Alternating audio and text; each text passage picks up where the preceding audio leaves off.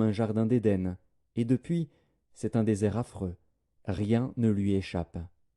À les voir, on dirait des chevaux, et ils courent comme des cavaliers.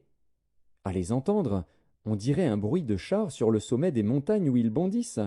On dirait un pétillement de la flamme du feu quand elle consume le chaume. C'est comme une armée puissante qui se prépare au combat. Devant eux, les peuples tremblent, tous les visages pâlissent. Ils s'élancent comme des guerriers, ils escaladent les murs comme des gens de guerre. Chacun va son chemin, sans s'écarter de sa route. Ils ne pressent point les uns les autres. Chacun garde son rang. Ils se précipitent au travers des traits sans arrêter leur marche. Ils se répandent dans la ville, courent sur les murailles, montent sur les maisons, entrent par les fenêtres comme un voleur.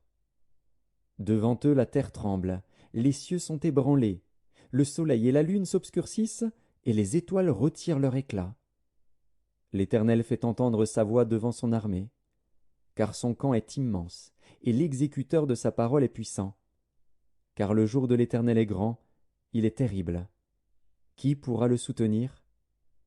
Maintenant encore, dit l'Éternel, revenez à moi de tout votre cœur, avec des jeûnes, avec des pleurs et des lamentations.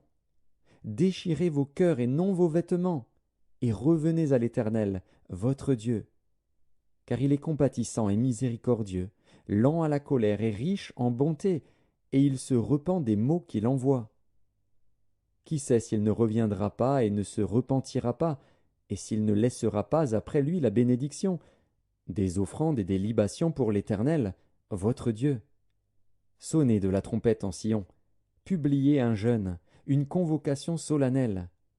Assemblez le peuple, formez une sainte réunion. Assemblez les vieillards, assemblez les enfants, même les nourrissons à la mamelle. Que l'époux sorte de sa demeure et l'épouse de sa chambre. Qu'entre le portique et l'autel pleurent les sacrificateurs, serviteurs de l'Éternel, et qu'ils disent « Éternel, épargne ton peuple, ne livre pas ton héritage à l'opprobre, aux railleries des nations. Pourquoi dirait-on parmi les peuples « Où est leur Dieu ?» L'Éternel est ému de jalousie pour son pays, et il épargne son peuple. L'Éternel répond, il dit à son peuple « Voici, je vous enverrai du blé, du mou et de l'huile, et vous en serez rassasiés. Et je ne vous livrerai plus à l'opprobre parmi les nations. J'éloignerai de vous l'ennemi du nord, je le chasserai vers une terre aride et déserte, son avant-garde dans la mer orientale, son arrière-garde dans la mer occidentale.